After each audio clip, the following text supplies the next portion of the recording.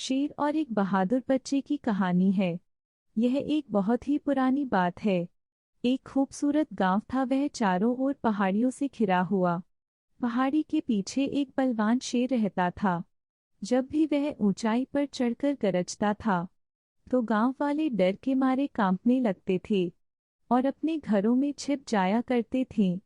कड़ाके की ठंड का समय था, सारी दुनिया बर्फ से ढंकी हुई थी। शेर बहुत भूखा था, उसने कई दिनों से कुछ नहीं खाया था। शिकार के लिए वह नीचे उतरा और गांव में घुस गया। वह शिकार की ताक में घूम रहा था।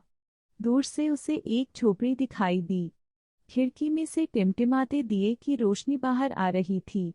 शेर ने सोचा, यहाँ कुछ न कुछ खाने को जरूर मिल जाएगा। वह जाकर उस खिड़की के नीचे बैठ गया। तभी झोपड़ी के अंदर से एक छोटे बच्चे के रोने की आवाज आई।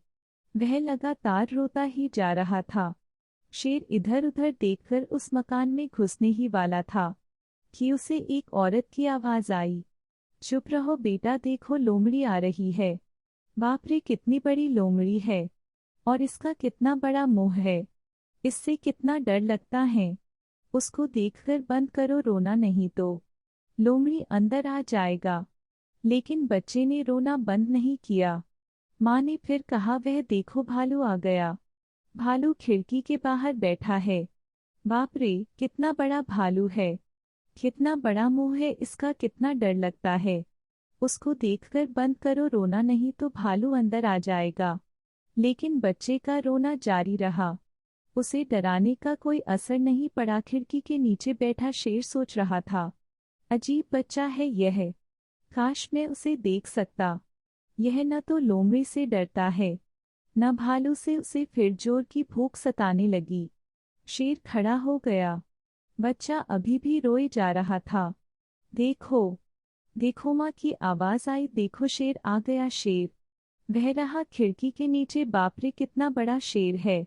कितना बड़ा मुंह है इसका, कितना डर लगता है। उसको देखकर बंद करो रोना, नहीं तो शेर अंदर आ जाएगा। लेकिन बच्चे का रोना फिर भी बंद नहीं हुआ। यह सुनकर शेर को बहुत ताज्जुब हुआ और बच्चे की बहादुरी से उसको डर लगने लगा। उसे चक्कर आने लगे और बेहोश सा हो गया। वह कैसे जान गई कि मैं खिड़की के पास हूँ।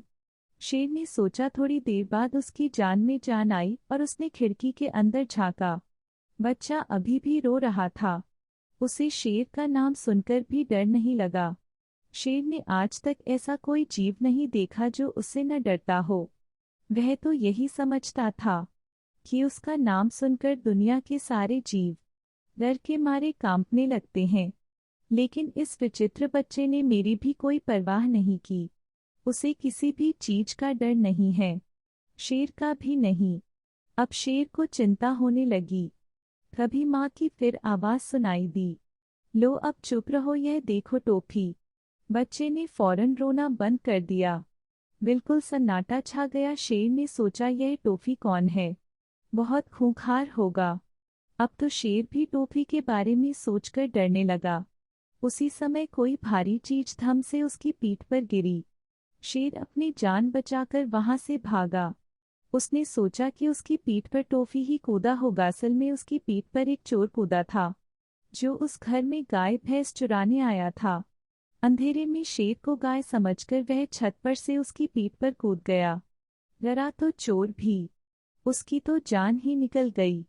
जब उसे पता चला कि वह शेर की पीठ पर सवार है, गाय की पीठ पर नहीं, शेर बहुत तेजी से पहाड़ी की ओर दौड़ा ताकि टोफी नीचे गिर पड़े। लेकिन चोर ने भी कसकर शेर को पकड़ रखा था। वह जानता था कि यदि वह नीचे गिरा तो शेर उसे जिंदा नहीं छोड़ेगा। शेर को अपनी जान का डर था और चोर को अपनी जान का। थोड़ी देर में सुबह का उजाला होने लगा। चोर को एक पेड़ की डाली दिखाई दी। उसने जोर से डाली पकड़ी और तेजी से पेड़ के ऊपर चढ़कर छिप गया। शेर की पीठ से छुटकारा पाकर उसने चैन की सांस ली। शेर ने भी चैन की सांस ली और भगवान को धन्यवाद किया मेरी जान बचाने के लिए। टोफी तो सचमुच बहुत भयानक जीव है। और वह भूखा प्यासा वापस पहाड़ी पर अपनी गुफा में चला गया।